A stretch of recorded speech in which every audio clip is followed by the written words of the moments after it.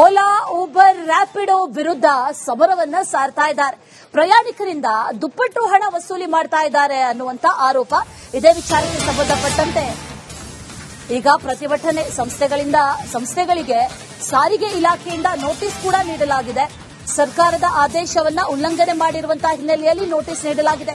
ಈ ನೋಟಿಸ್ಗೆ 7 ದಿನದಲ್ಲಿ ಉತ್ತರ ಕೊಡಬೇಕು ಅಂತ ಹೇಳಿದ್ದಾರೆ. ಅದರಲ್ಲಿ ಎಚ್ಚರಿಕೆಯನ್ನ ಕೂಡ ನೀಡಲಾಗಿದೆ. ಉತ್ತರವನ್ನ ನೀಡದೇ ಇದ್ರೆ ಲೈಸೆನ್ಸ್ ರದ್ದಾಗುತ್ತೆ ಅನ್ನುವಂತ ನೋಟಿಸ್ ಅನ್ನ ನೀಡಿರೋದನ್ನ ಗಮನಿಸ್ತಾ ಇದ್ದೀವಿ ಸ್ಕ್ರೀನ್ ಮೇಲೆ. ಈಗಾಗಲೇ ದುಪ್ಪಟ್ಟು ಹಣ ವಸೂಲಿ ಮಾಡೋ ಹಂಗಿಲ್ಲ ಅನ್ನುವಂಥದ್ದನ್ನ ಬಹಳ ಸೂಕ್ಷ್ಮವಾಗಿ ಈಗಾಗಲೇ ಹೇಳಲಾಗಿತ್ತು. ಸೂಕ್ತ ಉತ್ತರ ಕೊಡಬೇಕು ಅಂತ ಈಗ ನೋಟಿಸ್ ಕೊಟ್ಟಿದ್ದಾರೆ.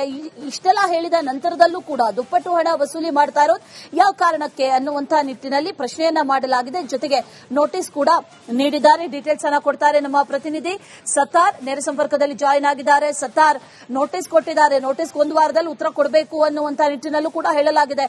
ನೋಟಿಸ್ ನಲ್ಲಿ ಏನೇನು ವಿಚಾರಗಳಿದೆ, ಇದಕ್ಕೆ ಉತ್ತರ ಕೊಡಬೇಕಾಗಿರುತ್ತೆ. ಯಾಕಂದ್ರೆ ಈಗಾಗಲೇ ಸಾಕಷ್ಟು ಪ್ರಯಾಣಿಕರು ಕೂಡ ಇದೇ ವಿಚಾರದ ಬಗ್ಗೆ ಗಂಭೀರ ಆರೋಪಗಳನ್ನ ಮಾಡಿದ್ರು.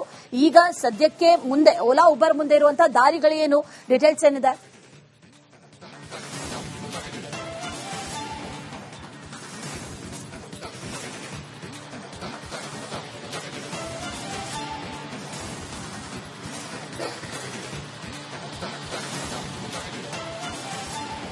ಅಶ್ವಿನಿ, ಸಾರಿಗೆ ಇಲಾಖೆ ಕೊಟ್ಟಿರುವಂತಹ ನೋಟಿಸ್ ನಲ್ಲಿ ಪ್ರಮುಖವಾಗಿ 2024ರಲ್ಲಿ ಒಂದು ದರವನ್ನು ನಿಗದಿ ಮಾಡಿತ್ತು. ಓಲಾ, ಊಬರ್, ನಮ್ಮ ಯಾತ್ರಿ ಮತ್ತು ರ್ಯಾಪಿಡೋಗೆ ಒಂದು ದರವನ್ನು ನಿಗದಿ ಮಾಡಿತ್ತು. ಅದರ ಪ್ರಕಾರ 10 ಲಕ್ಷಕ್ಕಿಂತ ಕಡಿಮೆ ಇರುವಂತಹ ವಾಹನಕ್ಕೆ 4 ಕಿಲೋಮೀಟರ್ಗೆ 100 ರೂಪಾಯಿಯನ್ನು ನಿಗದಿ ಮಾಡಿತ್ತು. 10 ರಿಂದ 15 ಲಕ್ಷ ಇರುವಂತಹ ವಾಹನಕ್ಕೆ 4 ಕಿಲೋಮೀಟರ್ಗೆ 150 ರೂಪಾಯಿ ನಿಗದಿ ಮಾಡಲಾಗಿತ್ತು. 15 ಲಕ್ಷಕ್ಕಿಂತ ಹೆಚ್ಚಿನ ಮೌಲ್ಯ ಇರುವಂತಹ ವಾಹನಕ್ಕೆ 4 ಕಿಲೋಮೀಟರ್ಗೆ 130 ರೂಪಾಯಿ ನಿಗದಿಯನ್ನು ಮಾಡಿತ್ತು. ಬಟ್ ಈ ರ್ಯಾಪಿಡ್ ಆಗಿರ್ಬೋದು, ಓಲಾ ಆಗಿರ್ಬೋದು, ನಮ್ಮ ಯಾತ್ರೆ ಆಗಿರ್ಬೋದು, ಇತರೆ ಅಗ್ರಿಗೇಟರ್ ಸಂಸ್ಥೆಗಳು ಈ ರೀತಿಯ ಈ ಒಂದು ದರವನ್ನು ಫಾಲೋ ಮಾಡದೆ ಹೆಚ್ಚಿನ ಹಣವನ್ನು ವಸೂಲಿ ಮಾಡ್ತಿರುವಂತಹ ಆರೋಪ ಕೇಳಿ ಬಂದಿತ್ತು. ಈ ಬಗ್ಗೆ ಕೆಂಪೇಗೌಡ ಅಂತಾರಾಷ್ಟ್ರೀಯ ವಿಮಾನ ನಿಲ್ದಾಣದ ಚಾಲಕರ ಸಂಘದ ಕ್ಷೇಮಾಭಿವೃದ್ಧಿ ಸಂಘದ ಅಧ್ಯಕ್ಷರು ಒಂದು ದೂರನ್ನು ಕೊಟ್ಟಿರ್ತಾರೆ.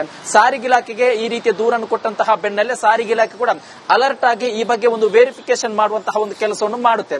ಆ ಒಂದು ಸಂದರ್ಭದಲ್ಲಿ ಆರಂಭದಲ್ಲಿ ಲೋಪ ಕಂಡು ಬಂದಂತಹ ಹಿನ್ನೆಲೆ ಇದೀಗ ನೋಟಿಸ್ ಅನ್ನು ಕೂಡ ಜಾರಿ ಮಾಡಿದ್ದಾರೆ. ಇಲ್ಲಿ ಅಗ್ರಿಗೇಟ್ ಕಂಪನಿಗಳ 2 ವಿಚಾರ ಇದೆ. ಒಂದು ಕಡೆ 2024ರ ಸಾರಿಗೆ ಇಲಾಖೆ ನಿಯಮವನ್ನು ಗಾಳಿಗೆ ತೂರಿದ್ದು ಒಂದು ಕಡೆಯಾದ್ರೆ, ಮತ್ತೊಂದು ಕಡೆಯಲ್ಲಿ ಹೆಚ್ಚಿನ ಹಣವನ್ನು ವಸೂಲಿ ಮಾಡಿದ್ರು ಕೂಡ ಅದರ ಆ ಒಂದು ಹಣ ಏನಿದೆ ಅದು ಆಟೋ ಚಾಲಕರಿಗೆ ಹೋಗದೆ ನೇರವಾಗಿ ಅಗ್ರಿಗೇಟರ್ ಕಂಪನಿಗಳಿಗೆ ಹೋಗ್ತಾ ಇದೆ.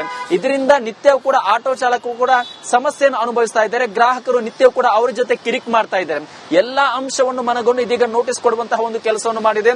1 ವಾರದ ಒಳಗಾಗಿ ನೋಟಿಸ್ಗೆ ಸೂಕ್ತ ದಾಖಲೆಯೊಂದಿಗೆ ಜೊತೆಗೆ ತಾವು ಮಾಡ್ತಿರುವಂತಹ ಚಾರ್ಜ್ ಎಷ್ಟಿದೆ ಅನ್ನೋದನ್ನು ಸಂಬಂಧಪಟ್ಟ ಇರುವಂತಹ ದಾಖಲೆ ಸಮೇತ ಇದೀಗ ಉತ್ತರ ಕೊಡುವಂತೆ ಒಂದು ಸೂಚನೆ ಕೊಟ್ಟಿದೆ. ಒಂದು ವೇಳೆ ಉತ್ತರವನ್ನು ಕೊಡದಂತಹ ಸಂದರ್ಭದಲ್ಲಿ ಕರ್ನಾಟಕದಲ್ಲಿ ಆ ಒಂದು ಅಗ್ರಿಗೇಟರ್ ಸಂಸ್ಥೆಗೆ ಇರುವಂತಹ ಲೈಸೆನ್ಸ್ ಅನ್ನು ರದ್ದು ಮಾಡುವ ಎಚ್ಚರಿಕೆಯನ್ನು ಕೂಡ ಕೊಟ್ಟಿರುವಂತದ್ದು. Ashwini, right Sattar, thank you ಡೀಟೇಲ್ಸ್ಗೆ.